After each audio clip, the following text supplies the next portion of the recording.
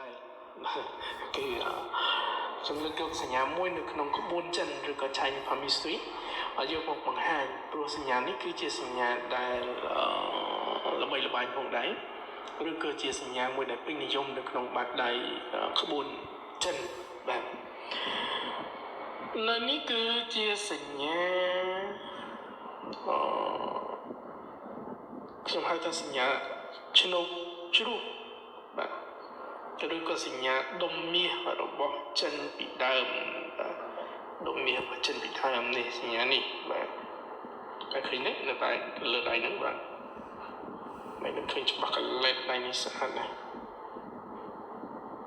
ពណ៌ដៃស្អាតបាទនេះខ្សែជីវិតវាគុំឡើងខ្សែជីវិតនិងខ្សែវាសនាបាទកើតបានជារូបរាងបែបនេះបាទវាចង់បង្ហាញជូនថាវាបែបនេះនេះរូបបែបនេះបាទជារូបចេះមាសចិននេះមានមាសចិននេះបាទចឹងវាជាសញ្ញាមួយនៅក្នុងក្បួនចិន Chinese palmistry គេថាសញ្ញានេះវាកើតឡើងពីខ្សែជីវិតដោយបងប្អូនឃើញហើយថាវាផ្គុំឡើងពីខ្សែជីវិតតើណាខ្សែជីវិត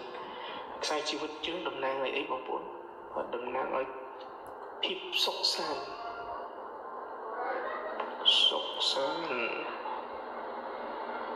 សំដៅទៅលើជីវិតសំដៅទៅលើសុភមង្គលសំដៅទៅលើសុភមង្គលសំដៅទៅលើសេចក្តីសុខសំដៅទៅលើការស្រឡាញ់នៅក្នុងក្រុមគ្រួសារហើយខ្សែវាសនាអីគេបងប្អូនខ្សែវាសនាគឺទ្រព្យសម្បត្តិលុយកាក់បាទអញ្ចឹងខ្សែនេះបាទសញ្ញាមួយនេះគឺវាផ្គុំឡើងពីខ្សែពីរសំខាន់ហើយវាធំសញ្ញានេះធំប៉ុណ្ណានេះបាទខ្សែជីវិតភាពសុខសាន្តបូកជាមួយនឹងទ្រព្យសម្បត្តិប៉ុន្តែនៅក្នុងក្បួនចិនគាត់បាននិយាយថាសញ្ញានេះមានប្រសិទ្ធភាពទៅបានលុះត្រាតែអ្នកនោះបាទរៀបនៅហុងស៊ុយផ្ទះសម្បែងរបស់គាត់ឬក៏រៀបចំកន្លែងដែលមានតាំងនៅរូបបាទនៅរូបមាសចិនហ្នឹងឯងបាទរូបនេះឯងខ្ញុំមិនដឹងគេហៅអីណាហៅមាសចិនទៅបាទរៀបតាំងដូចជាបងប្អូនដែលគាត់កាត់ចិនមួយចំនួនគាត់តាំងនៅកន្លែងជំនាញផ្ទះរបស់គាត់អញ្ចឹងទៅមានដុល្លារមានមាសនឹងចិននឹងច្រើនទៅបើសិនជាដៃគាត់មានសញ្ញាបែបនេះបាទគឺគាត់អាចតាំងទៅគឺមានប្រសិទ្ធភាពខ្ពស់គេនិយាយថាបើសិនជាគាត់មានសញ្ញាហើយគាត់តាំងទៅគឺជួយពង្រីកទ្រព្យពង្រីកលុយពង្រីកកាក់គាត់ឲ្យកាន់តែមានបានហើយកាន់តែមានបានលើសមុនហើយទៅតាមហុងស៊ុយរបស់អ្នកនោះផងដែរមានន័យថាទៅតាមទិសនៃយេអ៊ុនឬក៏ទិសនៃហុងស៊ុយគេហ្វុងស៊ុយអ្នកដែលរៀបនឹងបាទប៉ុន្តែជាទូទៅគេខមមិនបាទគេឲ្យដាក់នៅទិសភាគខាងលិច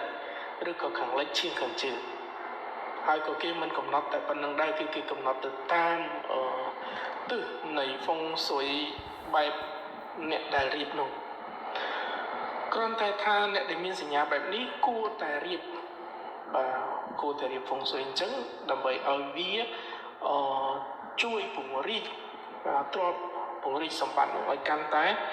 បានច្រើនបាទនេះក្បួនគេនិយាយទេណាក្បួនគេនិយាយទេខ្ញុំក៏អត់ដឹងដែរព្រោះខ្ញុំអត់មានសញ្ញាហ្នឹងហើយខ្ញុំក៏អត់ដែររៀបដែរប៉ុន្តែឃើញសញ្ញានេះល្អអត្ថន័យវាល្អហើយមានច្រើននៅលើបាតដៃបងប្អូនខ្ញុំលើកមកដើម្បីជាជំនួយសម្រាប់បងប្អូន